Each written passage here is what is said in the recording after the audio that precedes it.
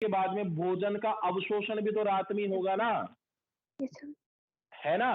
तो अब जैसे जैसे भोजन अवशोषित होकर के इसके देह तरल में जुड़ेगा, सुनना मेरी बात को ध्यान से, जैसे जैसे भोजन का अवशोषण होगा, भोजन के कण देह तरल में आएंगे, तो बताओ बेटा देह तरल की परासरणता बढ़ेगी नहीं बढ़ेगी? बढ़ेगी सर। समझने में आ रहा है नहीं आ रहा है? पहले मुझे ये समझा दो एक बार। आ रहा है सर। है ना। तो परासरणता रात में ज्यादा होगी या दिन में ज्यादा होगी? रात में ज्यादा होगी। क्यों क्यों होगी बेटा? नाइट में ओस्मोलरिटी ज्यादा क्यों होगी? क्योंकि ये रात के प्राणी नॉक्टर्नल एनिमल है, रात में भोजन कर रहा है तो नाइट में तो फूड एब्जॉर्ब करेगा। इसलिए देखो बेटा यहां पर मैंने लिखा कि दिन के समय परासरणता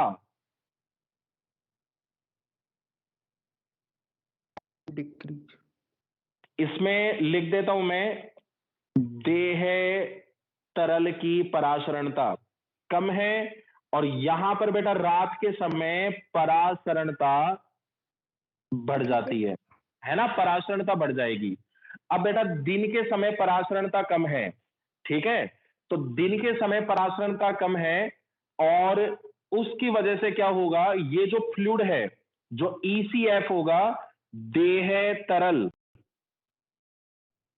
वो इसके ट्रेकियोली में एंटर करेगा। देखो आप तो ये ध्यान रखो कि सामान्य स्थिति में कॉकरोच में जो देह तरल है वो इसके ट्रेकियोली में चला जाता है ना, ट्रेकियोली में चला जाएगा। ये जो फ्लूइड है ना बेटा, पानी के जैसा जो फ्लूइड है वो इसके ट्रेकियोली के अंदर रहेगा। अब नाइट में क्या होता है बेटा, नाइट में परासरणता बढ़ गई, है ना, परासरणता बढ़ गई, तो बताओ तरल बाहर की तरफ आएगा नहीं आएगा, हाई ऑस्मोलरिटी की तरफ। तो ये देखो नाइट में जो फ्लूइड है, ये जो तरल है वो बाहर की तरफ निकल रहा है, देखो तरल बाहर की तरफ निकल रहा है। तो देखो दिन के समय तो ट्रेक्यूली को मैंने खाली कर दिया, और रात के समय देखो, सॉरी, दिन के समय ट्रेक्यूली को भर दिया तरल से, और रात के समय ट्रेक्यूली तरल से खाली हो जाती है, क्योंकि रात के समय क्या होगा कि इसके देह तरल की परासरणता बढ़ेगी। और आपने उत्सर्जन तंत्र में भी पढ़ा था यार ये, कि जो फ्लूइड है ना, वाटर का जो एब्जॉर्प्शन होता है वो परासरणता पर निर्भर करता है बेटा, है ना। तो इसलिए बाहर की तरफ पानी निकलने लग जाएगा, क्योंकि बाहर परासरणता बढ़ गई, तो इसलिए ट्रेक्यूली से तरल बाहर निकलेगा। दिन के समय परासरणता कम है, इसलिए पानी देखो इसके ट्रेक्यूली में एंटर कर गया। ये बात समझने में आई नहीं आई? सही से बताना बेटा, किसी बच्चे के डाउट है क्या इस वाले पोर्शन में? सर ये आईसीएफ से ना जाएगा ट्रेकियोली? अरे नहीं नहीं, आईसीएफ से नहीं जाएगा भाई, आईसीएफ तो सेल के अंदर है, ये तो हम बॉडी फ्लूइड की बात कर रहे हैं। आईसीएफ से, ठीक है, हाँ। तो देखो अब यहां पर क्या होगा, तरल तरल ट्रेकियोली में प्रवेश करेगा,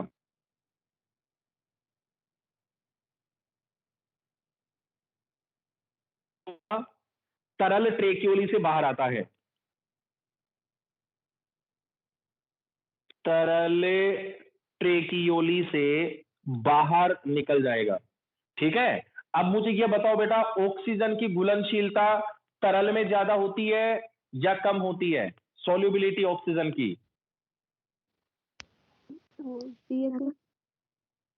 है, अरे ऑक्सीजन की सोल्यूबिलिटी फ्लूइड में ज्यादा होती है कम होती है? ज्यादा होती है। हीमोग्लोबिन बढ़िया बात है, 20 से 25 गुना कम होती है CO2 की तुलना में। तो ऑक्सीजन की घुलनशीलता, घुलनशीलता, ऑक्सीजन की घुलनशीलता कम होने से उत्तक को कम ऑक्सीजन सप्लाई होती है, क्योंकि सोल्यूबिलिटी कम होती है ना ऑक्सीजन की, इसलिए ऑक्सीजन सप्लाई भी कम होगा। और यहां पर देखो अधिक ऑक्सीजन सप्लाई होती है, क्योंकि रात के समय ऑक्सीजन की डिमांड है, इसलिए देखो फ्लूइड भी नहीं है तो ऑक्सीजन सप्लाई भी ज्यादा होगी। ये डायग्राम देखो अब एक बार वापस से, ये बेटा एयर यहां से एंटर की, है ना, इस एयर में ये ऑक्सीजन है,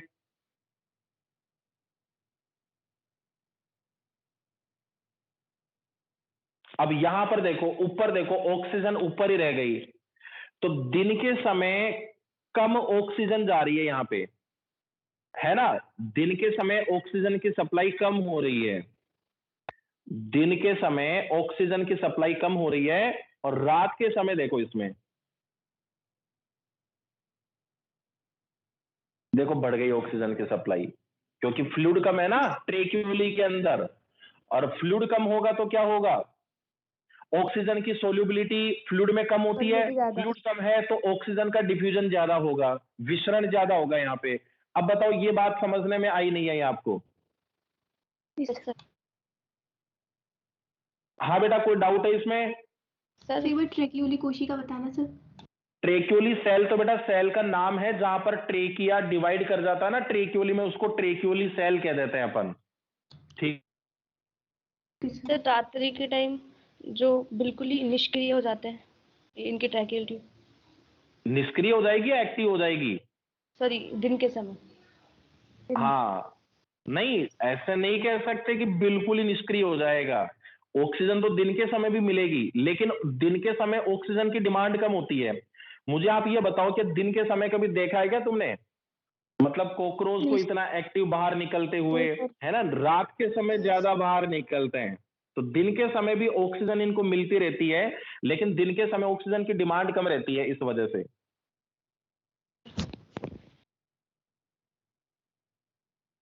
तो यार एक तो ये हैंग करता है बार बार।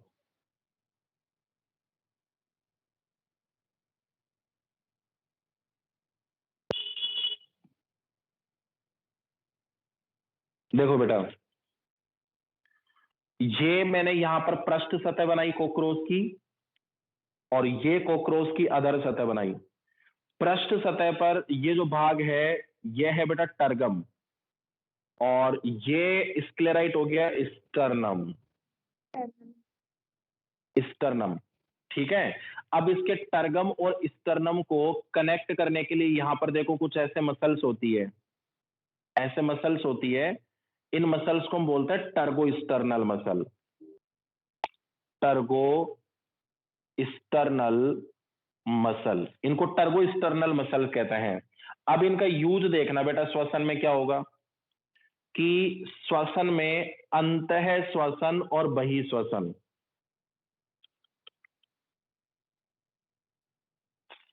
अंतः श्वसन और बहिश्वसन में इनका यूज समझना, ध्यान से समझना, ये अपने से बिल्कुल अलग होगा। देखो कॉकरोच में अंतः श्वसन निष्क्रिय क्रिया है, जबकि बहिश्वसन इनमें सक्रिय क्रिया होती है, उल्टा होता है, है ना।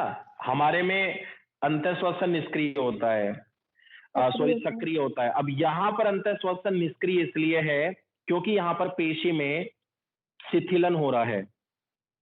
कौन सी पेशी में शिथिलन हो रहा है और कौन सी पेशी में संकुचन होगा, अभी ऊपर बताया टर्गो स्टर्नल मसल्स में।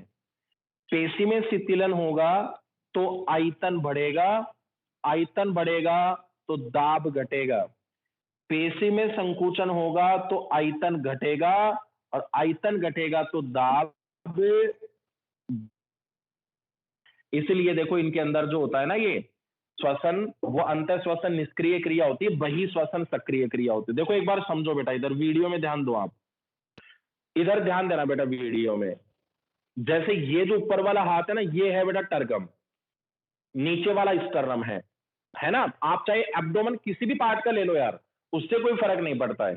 अब जैसे मान लो इन दोनों के बीच में कोई मसल्स है, अब मसल्स में संकुचन हुआ तो इसका पृष्ठ और अधर सतह देखो पास में आ गई। अब बताओ बेटा आयतन बढ़ा या घटा? कम हो गया। कम हुआ। कम हो गया। आयतन कम होगा तो प्रेशर बढ़ेगा, बढ़ेगा, और प्रेशर बढ़ेगा तो एयर बाहर की तरफ निकलेगी, है ना। और अब देखो, अब ये ऐसी कंडीशन है, अब मसल्स में रिलैक्सेशन हुआ तो ये देखो फैल गया, है ना। ये संकुचन था और ये शिथिलन हुआ तो देखो ये दूर दूर चले गए। तो आयतन बढ़ा, आयतन बढ़ा तो दाब कम हो गया, दाब कम हो गया तो एयर अंदर की तरफ आएगी। इसलिए ध्यान रखना, इसमें उल्टा होता है बेटा, अंतः श्वसन कैसा होगा? अंतः श्वसन निष्क्रिय क्रिया और बहिश्वसन सक्रिय क्रिया होती है। अब बताओ ये बात समझने में आई नहीं आई आपको? Yes sir. कोई डाउट है बेटा इसमें? समझने में आ गया आपको? दो सिस्टम मैंने पढ़ा दिए यहाँ पर। अरे भाई पेशे में संकुचन हो रहा है इसलिए सक्रिय क्रिया है, क्योंकि एटीपी यूज नहीं आएगी क्या? तुम लोग पढ़ते क्या हो, मुझे यही नहीं समझने में आता है। अरे सर गलती। हाँ बेटा बताओ, और कोई डाउट है? क्लियर हो गया यहाँ तक का पोर्शन? सर। हाँ सर। चलो ठीक है, फिर बाकी नेक्स्ट क्लास में देखते हैं। नमस्ते सर। ठीक है।